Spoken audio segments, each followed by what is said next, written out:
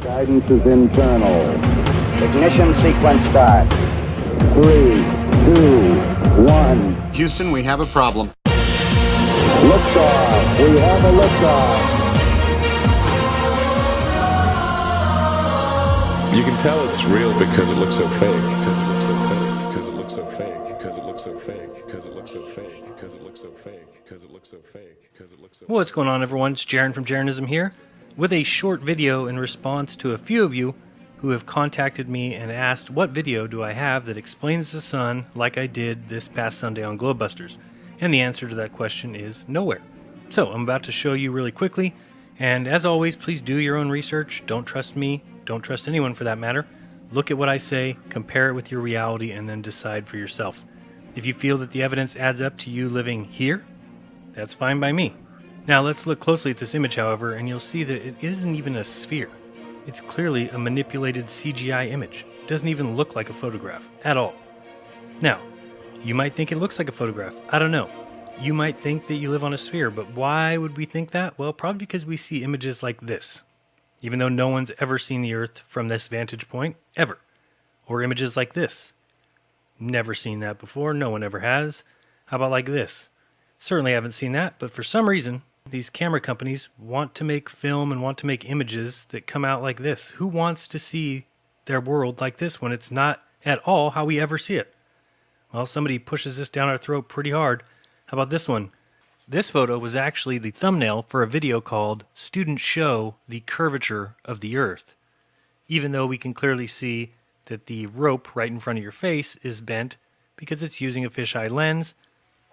And so the question becomes, if the globe Earth is so matter-of-fact, it's so true, so apparent, so scientific, why would they go through such length, such as CGI, image manipulation, fisheye lenses, Photoshop, because it has to be, taught to children when their minds are barely forming? Remember that children believe that Santa goes to every house in the world on one special night with flying reindeer. And once you start looking into the truth of where you live, well, that workshop, the elves at the North Pole, with Rudolph leading the way, the red-nosed reindeer, as Santa comes and delivers presents to every girl and every boy's home in the world, is more believable than living on a giant space rock, flying through space at well over 1,000,000 miles per hour. All part of a cosmic accident held in our orbit by gravity. Let's take a look at gravity for a second. Remember, we all learned about this on that magical deception show of science. What do you think makes the Earth go around the sun? Oh, me, I know this one. Indoctrination. Freemasons. The absolute horror of a unique position, the hopes and dreams of men. What makes the Earth and all the other planets round like a ball? Oh, that one's easy. That's easy. Telescopes, fisheye lenses, composite images. Robert Simon. CGI, artists, computer software. What makes things fall? I think I know this one. Wind, wet floors, density, momentum, banana peels. Well, you can try, but you can't deny the force you see is gravity. If you haven't yet noticed, as children, all of us had no chance. I mean, no chance from the get-go, being told, you can try, but you cannot deny that the answer to all your questions, children, is gravity. The weakest force that there is, yet it holds oceans to the spinning Earth. Holds the Earth in its orbit around the sun and the moon in its orbit around the Earth. But it has little to no effect on subatomic particles. Makes a lot of sense, doesn't it? Absolutely. Maybe we need a little help from Bill Nye's special cadets. Please, help us explain gravity, because I'm struggling here. You see, gravity works on everything. It's always pulling. It's a big gravitational party. This is good for about a minute.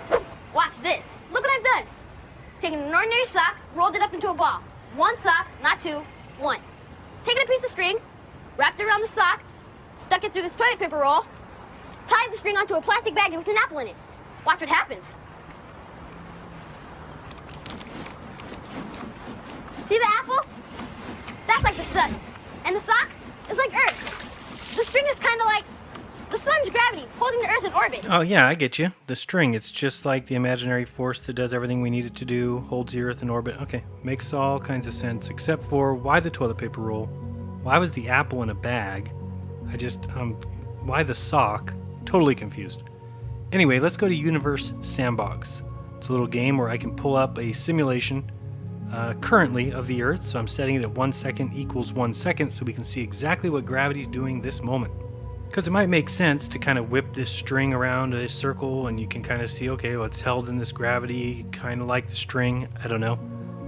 But let's look at it live. Oops, did I forget to hit start? Nope. That's what you have to believe is going on right now. The huge rock ball Earth. Think of how much the Earth would weigh. Picture that huge floating rock, and it's just sitting in space, sitting in a vacuum. Just sitting there. Whee! Look at how fast we're going. Of course, if you're using mathematics, we're going over 1,000,000 miles per hour. But of course, if we just take a little spacecraft and look back at the Earth, this is what's going on. Absolutely nothing. The floating and gravitational attraction of all the planets as they spiral throughout endless space around the sun.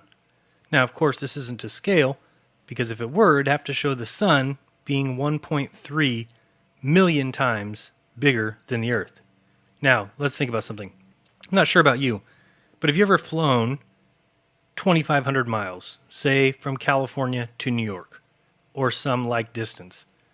That trip takes 7 hours in a jet going 550 miles per hour, and all you did was go across the United States. Now go outside and look at the sun and remind yourself that you believe, because someone told you, that the sun is 1.3 million times bigger than the Earth. Why? Where's the evidence? Nope, there's none. It's just because someone told you. That's it. Can we triangulate the distance of it? Well, if you do, you're going to come out to the same distance that the moon is. They're the same angular size, and therefore, you go ahead and triangulate it all you want. You're going to come out to the same distance. And that's only if you add in the curvature of the Earth. You can believe what you want. Anyway, take note, however, that I have never said that I know exactly how all this works. I've never said that I know exactly how it all operates. I do not.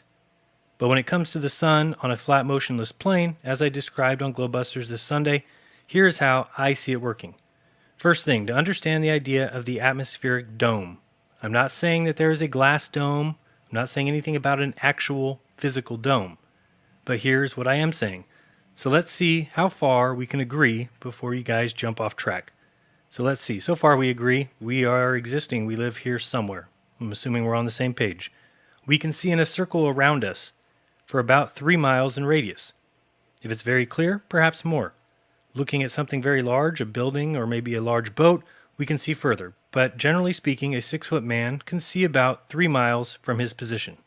If we get up higher, we can see further. Our view circle enlarges. I think everyone would be on the same page so far, right? Let's move on. All right, let's look at this observer here and realize that the air in front of us can be a lot like a pane of glass. Then if you added a second pane of glass or a third pane, a fourth pane, eventually it would become harder to see because you have more of this glass. It's just going to add up, just like our atmosphere adds up in front of our eyes. So one could say that seeing further through the air might be more difficult. If we add panes of glass, things get progressively more difficult to see. Notice the red dot here on the back of the 15 panes of glass is more difficult to see than the same red dot at the front. If our observer stands and takes a look at his surroundings, we know we can see in a 360-degree circle around us, and our view is the radius of that circle. Now, where would the most atmosphere or panes of glass be to our observer? Well, it's at the ground level, the thickest portion of our atmosphere.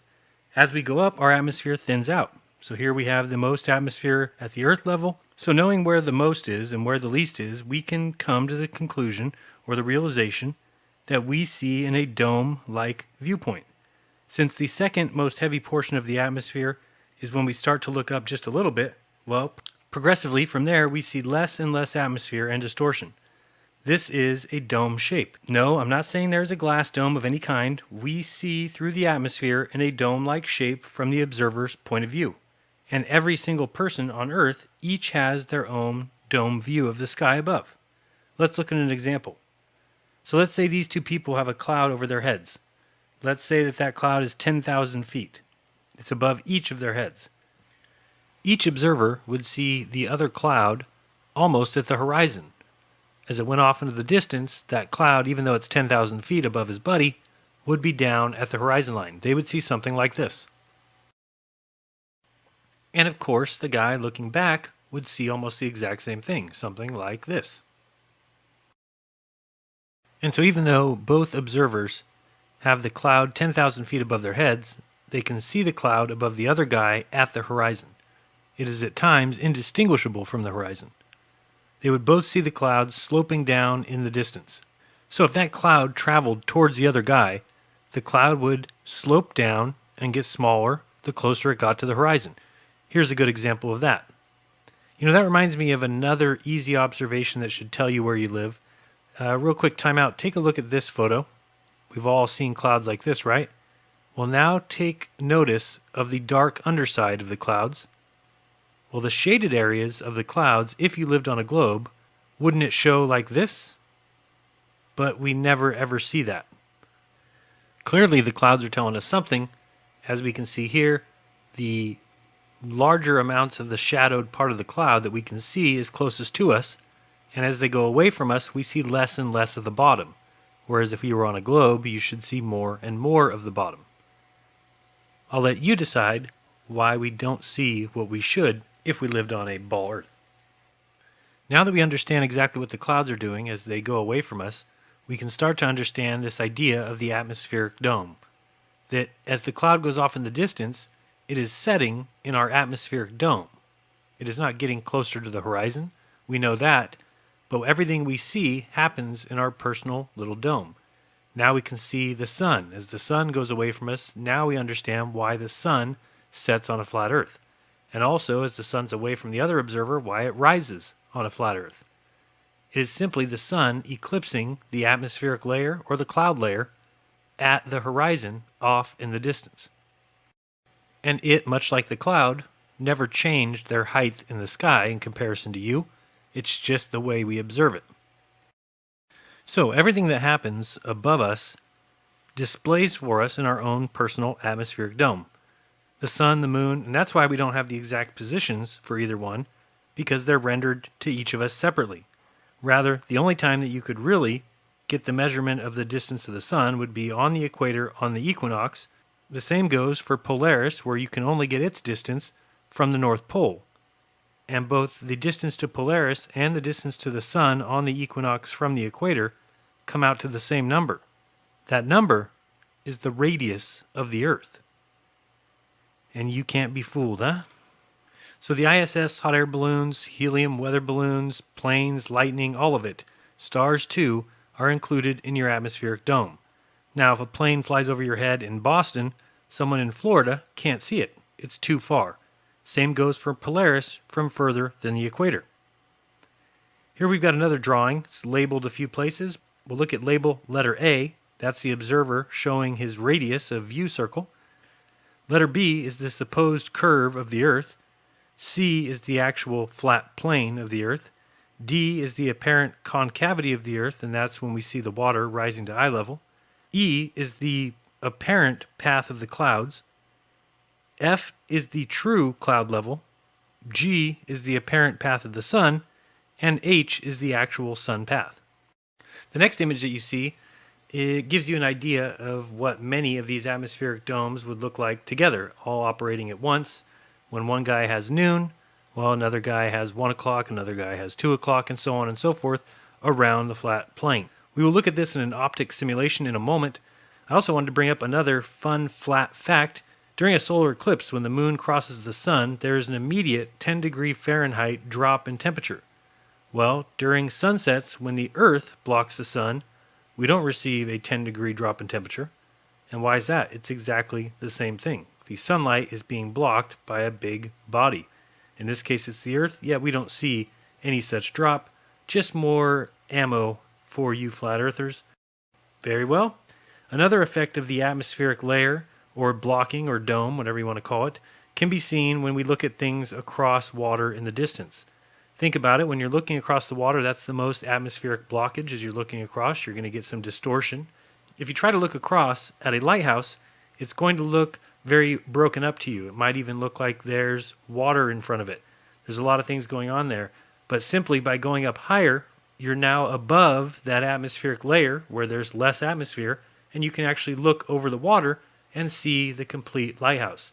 Now, if you're Wolfie, who could never be fooled, this is simply the curvature of the earth, and when you're down at the ground, the lighthouse is behind the hump of water. And that makes a lot of sense, simply because you were taught it. I guess that's what we're supposed to do. Simply believe and trust men and never question things for ourselves. All right, now we're going to head over to a website. You can follow me if you want. It's at ricktu288.github.io/ray-optics/simulator. And this is so we can observe this in probably an easier to understand way. So I've showed the simulator before. Many of you have seen it. But you can use lenses, you can use mirrors, blockers, point sources of light, beams of light, whatever, to create whatever you want, atmospheres of various densities. So here I put a blocker on the ground level just to make the kind of the ground. It is the brown bar there. Also, don't mind the bottom of the screen. You'll see that I've already set up for the multiple dome idea. So let me delete a couple things here. And now I'll add that point source of light, and then I'll add the extended rays so that I can get the sun's reflection. And now you can see this orange point here. That is actually the sun that we all see. So you can see as the sun moves across the sky, we can see the sun rise, we can see sunset, we can see noon, and we can even see twilight, dawn, and dusk. So this is what I believe the sun is doing. You can see here as it sets, you get that late after sunset glow. Just like when it rises, you'll get the same thing over here. You'll get that morning amber. So this is what I think is going on with the sun, and at the bottom, we'll go to there momentarily, and we'll see how it works for multiple people.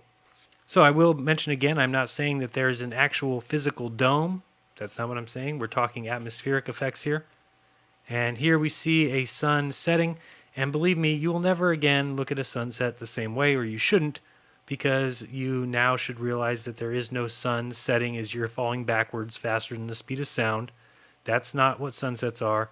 Sunsets are the sun going away from you, and we'll see that clearly here in a moment, as the sun does not set because we're spinning out of away from it and that it's going away at 93 million miles distant from us. No, the sun is just going away from us. There it goes, and you'll see that it's just basically setting on that cloud layer that we talked about earlier.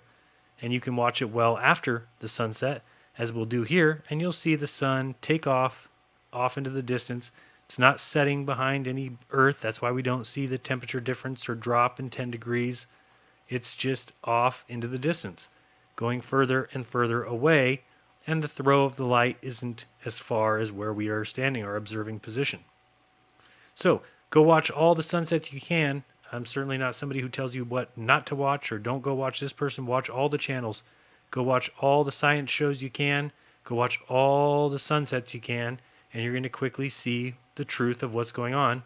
And the truth of the matter is that we've been lied to on a big, big level, and it's going to continue until we stand up as a group and end the lies and the deception. So as the sun goes off into the distance, I just wanted to thank everyone for watching and invite you, if you're interested or if you want to help me out, you can head over to my Patreon. That's patreon.com/Jeranism. And I'm not far off, maybe half or close to 2/3 from a position where I would no longer need to work my regular job. Just got back today from a 2-day auction, and boy, would it be great to give those up and to focus on experiments and tests and interviews and research and making videos. That's what I like to do. And it is so few people who get to make enough money to live while doing what they truly love. And if that was ever me, I couldn't thank my patrons enough. So if you want to help make that dream a reality, head over to patreon.com/Jeranism And if you don't, that's okay. You still get to watch my videos and enjoy the content. And if you hate my guts, well, isn't that nice? But I do want to remind you that there is a block button. You can go to my channel and just click block, and guess what? You never have to see another ridiculous, idiotic, moronic Jeranism video again for as long as you shall live, which should make you very happy. But for some reason, you just keep showing up here every video I make with your comments. And that's another thing. I'm getting really, really close to just shutting down my comments completely. So I'll watch another video or two. If they continue to be as negative and as completely pointless as they are, I just can't keep providing that opportunity for people to spread their vitriol and their hate. And it's just disgusting, and I don't want to be a part of it. And by providing that opportunity with my videos, if I can do something to stop it, which is very easy, I just hit no comments. That's coming soon, so be on the lookout for that. And the many people who have an issue with people in the truth movement asking for money, well, I mean, look, I love searching truth, and I like making videos, and if I can make money doing it, or people are willing to help me do what I love to do for a living, well, thank you very much. And if you don't want to give me a penny, guess what? You don't have to. So that's the easy part. The difference here is that all of us are required to give money to NASA, to fake space, and to lie to our children. So you're not required to help me out at all. So keep spreading the hate, and the comments will have to get shut down if that's all you guys want to use my channel for. I'm at 98,800 subs, I think, last time I checked. So I hope to do something special if I hit that special 100K number. Can't even believe it. I can still remember back when my wife and I were excited that my first video hit 100 views, and we were stoked that 100 people had watched it, had watched a Flat Earth video. So appreciate you guys watching a ton. Also wanted to mention that there's some channels out there that really need some call outs. They're doing great work. One of them, one of the most underrated channels, if you're looking for observations that should tell you all you need to know, or a lot of what you need to know, just some real world observations, somebody out there with a camera telling you what he sees, showing you what he's doing, what settings and everything. That is David from Wide Awake. So the link to his channel will be in the description. Please sub him. Please check out. He's got thousands of observations that you should see. Also got more to call out, but let's watch here. I forgot to do the multiple domes. So here you see that as the sun is moving back and forth across the sky, you can kind of look at all those domes as basically a representation of the entire flat Earth. And you can see that one person has noon, the next person over has 2, 4, 6, 8, sunset, and then on the other side you've got people having sunrise. And that's basically what goes on throughout the world every day. Here's another great observation. You can see us zooming in and picking up these boats. You can even see that layer of water right there. You can see that hard line where things are just becoming blocked by the atmosphere. These boats have not gone over any curve, even though as much as they'll try and tell you that's what's going on, that is not what's going on. You are getting a broken up image. Again, check out Dave from Wide Awake. He's got so many observations showing you exactly what's going on, beyond our limit of our regular eyesight. Picture this is with your eyes. We're zooming out here and see right here. You would have thought that boat went over the edge. If it was the year 1500 before telescopes or before optics, we would have no idea. So it makes sense that maybe they thought that. It doesn't make sense now. It doesn't make sense for people to be arguing on that team when it's just their egos. It really is their ego. I've also got another video coming out soon that will address Wolfie. Here you can watch this boat, and as it zooms out again, you would think that boat went over the curvature. It did not. We just showed it, yet people keep arguing for it. Here we can see a SpaceX launch, and if you watch it again, ladies and gentlemen, that is not going to space. And it's not the same as the perspective we were talking about earlier when the clouds were dropping down to the horizon line, because this is going across our sky from left to right, or from right to left in this case. And you'll see that this gets up in the sky. That thing is not moving at the speed they say, and it certainly is not gaining altitude as it takes off and dumps in the water and steals your tax money. It's not what we've been told. We'll watch that one more time because, well, you can tell it's real because it looks so fake. So don't forget that. Courtesy of Elon Musk. Let's watch it again. And if you think this is off to space, Red's rhetoric, because you film it, good for you. This thing gets about there. That's about the peak of its altitude. And here it comes back down to Earth, like everyone who believes in space should do very quickly. So the other people I wanted to point out, you need to check out Bo at the channel BMLSB69. Also doing great observations, great tests with some platforms down in Santa Barbara. Check him out. Phuket Word, Paul on the Plane, another great channel. Taboo Conspiracy, the list goes on. And all the channels named will be in the description. So stay tuned. I've got lots of videos coming up. One for Wolfie, one for R and Raw. Lots more, so subscribe and all that stuff. I do appreciate it. And meetups coming up too. Friday, May 4th in Sacramento. Contact Michelle Gentz for details. And Palmdale will be May 12th. Contact Netta at Netta073 at Yahoo for details on that one. And I will see you there. Be kind. Don't lie. Open your mind. You'll be shocked what's inside. Till next time, this has been Jeranism.